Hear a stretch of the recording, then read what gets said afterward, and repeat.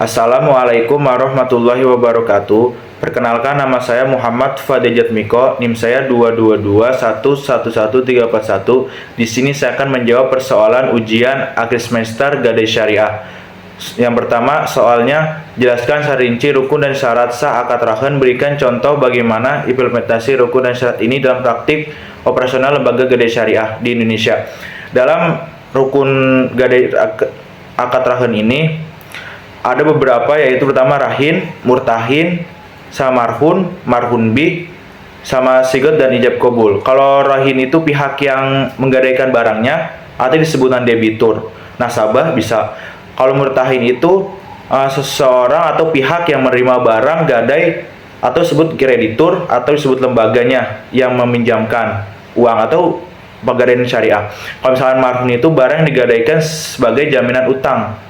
Kalau marhun bih, utang atau pinjaman yang diberikan kepada murtahin kepada rahin. Sigat dan ijab kabul itu pernyataan saling serah terima atau kesepakatan kedua belah pihak. Selanjutnya yaitu syarat-syaratnya, yaitu kedua belah pihak harus cakap hukum, harus balik dan berakal. Itu menurut jumhur ulama. Kalau misalkan syarat marhunnya yaitu barang jaminannya barang harus memiliki pribadi, ekonomis, dapat dijual, gitu data kepemilikannya.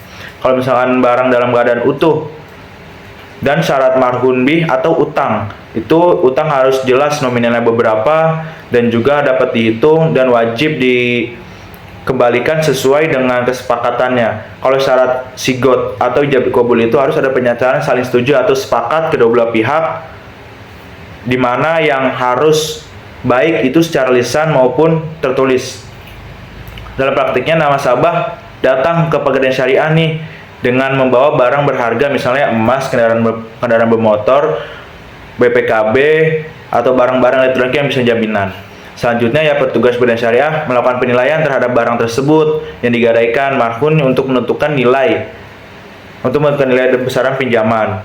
Akad dilakukan antara nasabah dan pegadaian syariah sesuai biasanya secara tulis atau maupun tertulis. Barang jaminan diserahkan oleh nasabah kepada pegadaian syariah. Nasabah menerima sejumlah uang selama masa akal barang jaminan juga. Pegadaian syariah, nasabah hanya dibebani biaya administrasi dan biaya pemeliharaan barang tanpa bunga sesuai dengan prinsip syariah. Kalau misalkan setelah uang lunas barang jaminan dikembalikan kepada nasabah. Jika tidak bisa dilunasi sesuai dengan kesepakatan yang di awal tadi, itu barang dijual atau dilelang untuk melunasi utang nasabah. Soal nomor 2 yaitu jelaskan kelebihan dan kekurangan gadai syariah dibanding dengan gadai konvensional.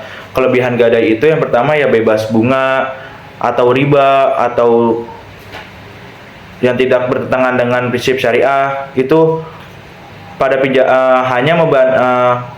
gadai itu hanya membebankan biaya pemeliharaan saja atau penitipan barang ijaroh dengan sesuai prinsip syariah dan menjadikan gadai syariah itu lebih adil dan lebih mencegah eksploitasi.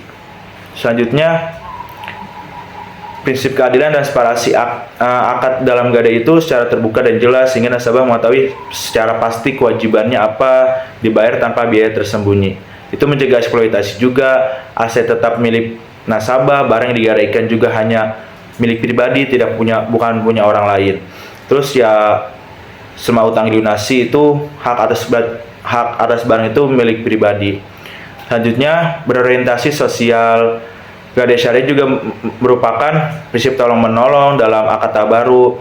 Terus bukan semata-mata hanya mencari keuntungan saja. Ini membantu usaha mikro serta masyarakat yang tidak terlayani di bank konvensional. Selanjutnya, kekurangannya itu yang pertama kurang familiar dan edukasi masyarakat, kurang ada edukasi atau familiar dengan produk gadai, regulasi dan kebijakannya. Ke pemerintah itu gadai syariah belum sepenuhnya kondusif sehingga perkembangannya kurang maju. Kontroversi biaya simpan juga, beberapa pihak mengkritik adanya biaya simpan atau ijarah dan gadai syariah dianggap mirip dengan bunga. Selanjutnya, sistem relatif baru. Sistem yang lebih baru dibandingkan gadai konvensional itu infrastruktur, popularitas, dan jaringannya gadai syariah masih kalah luas dengan konvensional. Sistem relatif baru juga dibandingkan gadai konvensional, infrastrukturnya juga popularitas dan jaringan gadai syariah yang dibandingkan dengan gadai konvensional masih kalah jauh. Multi akadnya dalam gadai syariah sering diragukan dengan beberapa akad seperti rahan dan ijarah. Selanjutnya nomor 3, soalnya uraikan mekanisme operasional gadai syariah atau rahan, mulai dari proses penyerahan marhun atau barang jaminan, penentuan mablagh rahan atau nilai pinjaman hingga pengembalian marhun. Pelelangan jika terjadi prestasi, jelaskan pula ketentuan terkait biaya pemeliharaan ujrah atau marhun.